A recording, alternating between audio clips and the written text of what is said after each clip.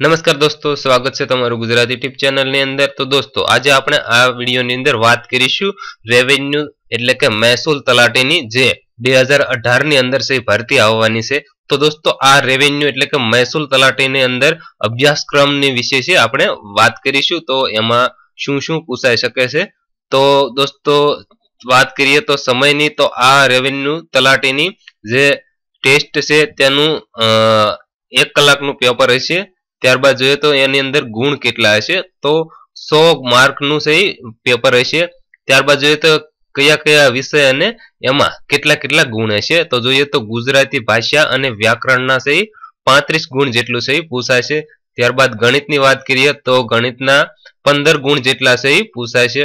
ત્યારબાદ અંગ્રેજી વ્યાકરણ વિશે 15 ગુણ જેટલું પૂછાશે અને સામાન્ય જ્ઞાનના છે 35 માર્ક્સ જેટલું છે પૂછાશે। તો હવે આપણે જોઈએ કે સામાન્ય જ્ઞાન અને બૌદ્ધિક કૌશલ્યના જે 35 ગુણ વિશે પૂછાવાના છે, તો આ 35 ગુણ શેના આધારે હશે।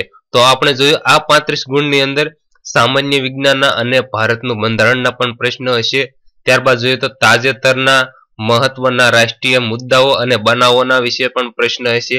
ત્યારબાદ જોઈએ તો ગુજરાતની ભૌગોલિક બાબતો અને કુદરતી સંપત્તિ વિશેના પણ પ્રશ્નો હશે। ત્યારબાદ જોઈએ તો ગુજરાતની ખેતી અને ઉદ્યોગ વિશેના પણ પ્રશ્ન હશે। ત્યારબાદ જોઈએ તો ગુજરાતનો સાંસ્કૃતિક વારસો જેની અંદર સાહિત્ય, કલા અને ધર્મ વિશેના પણ પ્રશ્ન હશે। ત્યારબાદ જોઈએ તો સામાન્ય બૌદ્ધિક કસોટી અને ખેલ જગત વિશેના પણ પ્રશ્નો હશે। ત્યારબાદ જોઈએ તો ગુજરાતની રાજનીતિ અને અર્થવ્યવસ્થાના પણ પ્રશ્નો હશે। પંચાયતી રાજના પ્રશ્ન હશે। મહાગુજરાત આંદોલન વિશેના પ્રશ્ન હશે। ત્યાર પછી રાજ્યની સ્થાપના અને ત્યારબાદની ઘટનાઓ વિશેના પ્રશ્ન હશે।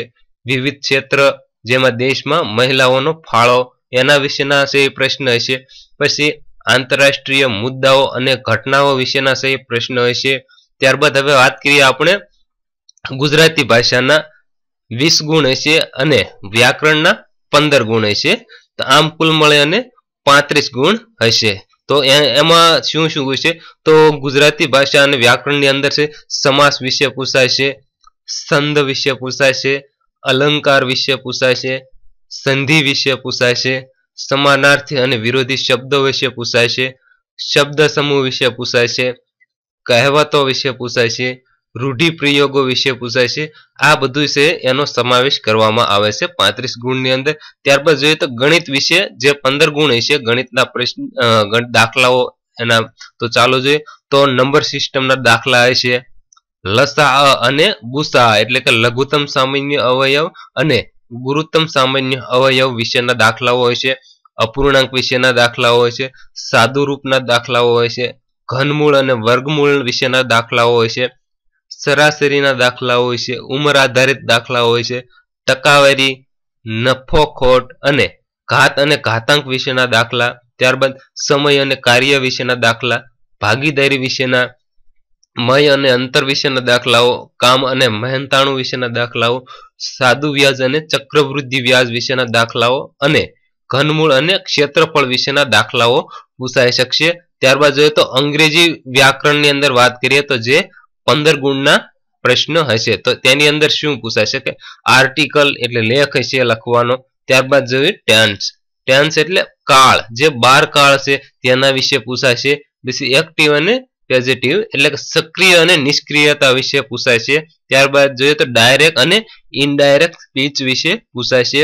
ત્યારબાદ જોઈએ તો શબ્દ સમૂહો વિશે પૂછાશે અને ત્યાર પછી જોઈએ તો વાંચન અને પેરેગ્રાફ વિશે પૂછાશે, જેની અંદર એક ફકરો આપ્યો હશે અને તેની આધારિત સહી તમને પ્રશ્નો પૂછવામાં આવશે।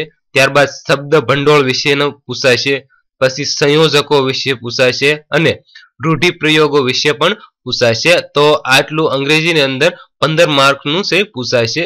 તો દોસ્તો આ હતા એક પ્રકારની જે ટેસ્ટ આવે તે। હવે આની અંદર 2 ભાગ આપવામાં આવ્યા છે, એક કમ્પ્યુટર પરીક્ષા જે 100 ગુણની છે, તે આ પરીક્ષા પાસ કરશો ત્યાર પછી છે લેવામાં આવશે। તો દોસ્તો આ હતા જે હાલની અંદર 2018 ની અંદર છે મહેસૂલ એટલે કે રેવન્યુ તલાટીના જે પરીક્ષા લેવાની છે તેના વિશેની માહિતી। તો દોસ્તો તમને વિડીયો પસંદ લાગ્યો હોય તો એક લાઈક જરૂર કરજો અને વિડીયોને વધારેમાં વધારે શેર કરવા વિનંતી। ખૂબ ખૂબ આભાર। સબસ્ક્રાઇબ કરો ગુજરાતી ટીપ YouTube ચેનલ અને સાથે બેલ આઇકન દબાવી ઓકે કરો।